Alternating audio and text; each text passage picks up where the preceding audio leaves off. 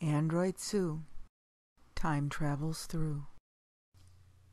Chapter 6. That very morning, the androids packed up a few essentials from camp, buried what was left deep in the bushes out of sight, and headed off to Lugita's lab. Siberia would only attract unwanted attention to their presence at the lab, so they left her at the camp with an open can of tuna and hoped she wouldn't follow. They walked along the creek for 5 miles, the sides of the gully rising higher on each side as they went. The small android troop had to climb over fallen trees and crawl under bushes, which would not be obstacles to humans, but to these little androids, 2 feet tall at most, every fallen tree was a hill to climb over and every bush a tunnel to crawl through. Once all light left the sky at night, the androids had to stop walking. It was too dark to see well enough to avoid the obstacles along the path. But they couldn't use that time to recharge because they didn't have an artificial source of light. Even if they did have a flashlight, it might attract attention. There were no houses near the creek at the bottom of the gully, but there were houses up above along the edge with many paths leading down to the creek. During the night, the androids occasionally heard people walk by on the path, or talking and laughing in the distance. The first 4 hours after sunrise, the androids lay in an open spot to recharge. Then they resumed their weary trek. It was slow going and took them 2 days to reach the lab. Near the end of the second day, all the androids were feeling quite exhausted, especially Ziff, who had the hardest time moving over the uneven ground. The sun was low on the horizon when they rounded a bend in the creek. Suddenly there it stood, high above the creek atop the gully wall. The cold stone facade of Lugita's huge house covered in amber light from the setting sun. Tish had once heard Lugita talking to herself about needing to seal a door in the foundation of the house, which led to the basement. Lugita talked to herself a lot. Her house was very old, and when it was first built it had a coal-burning furnace. When coal for the furnace had been delivered to the house, it was dumped directly into a bin in the basement through a little door in the back at the base of the foundation. The little group of androids walked around the base of Lugita's house until they found that door, hoping they could gain entry through it into the house. They were in luck, and the door was still not sealed. Ziff held it open while the others went through.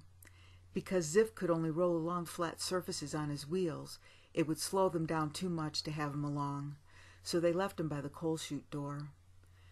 There would be many stairs to climb to get to the lab at the top of the house.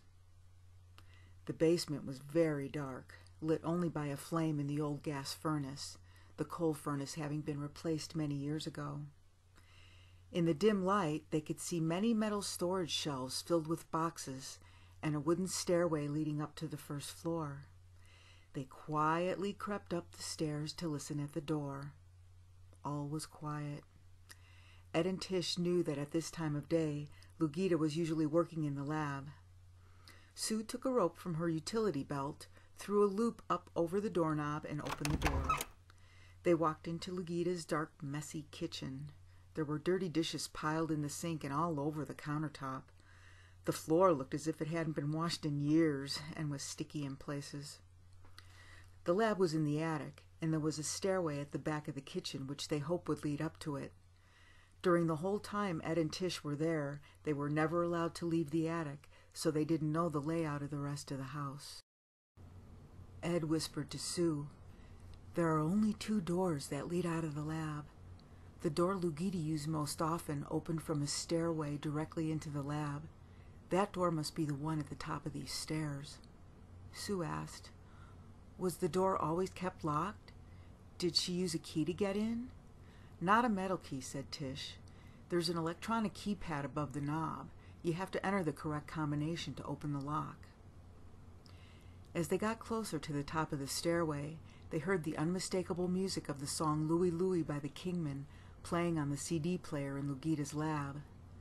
The music got louder as the door to the lab opened and Lugita began coming down the stairs. She was mumbling something to herself about getting a drink from the kitchen. The group of androids was at the second-floor landing, so they quickly ran out onto the second-floor hallway as Lugita passed by on her way down to the kitchen. They were unobserved. When they heard Lugita rummaging around in the kitchen downstairs, they resumed their climb up to the lab. They managed to get up another 2 flights of stairs to the door of the lab before Lugita left the kitchen. Sue looped a rope around the doorknob, but it wouldn't turn. The door was locked. Soon they heard Lugita coming back up the stairs to the lab door. There was a table near the door, filled with books, papers, and dirty cups. They all crowded together behind a pile of books on the lower shelf of the table to hide from Lugita as she walked to the lab door. The door was equipped with a digital lock. Lugita punched in the correct combination on the keypad.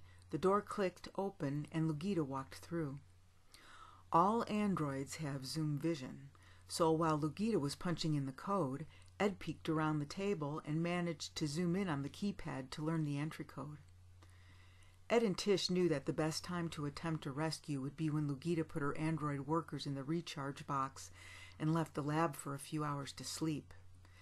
They went back down the stairs to the 3rd-floor landing to wait.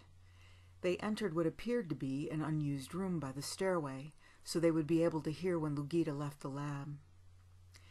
In the bright moonlight streaming through the high window, they could see that the room contained only a row of dusty cardboard boxes along the bottom of one wall.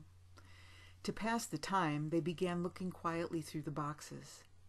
"Hey, look over here," Lycone said, pulling out a scrapbook from one of the boxes. Its pages were filled with photos and newspaper articles. He laid it down on the floor in a patch of moonlight, and they all sat down around it on the dusty floor to look through the pages.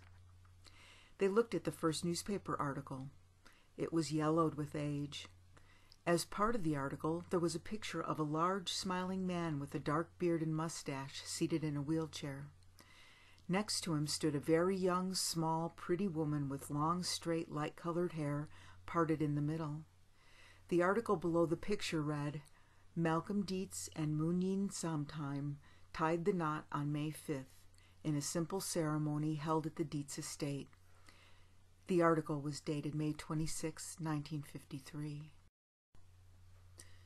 Tish said, "They must be Lugita's parents. Most of her lab equipment and chemicals came through the mail, and the labels on the boxes were always addressed to Lugita Dietz." They flipped through the pages of the scrapbook, looking at all the photographs.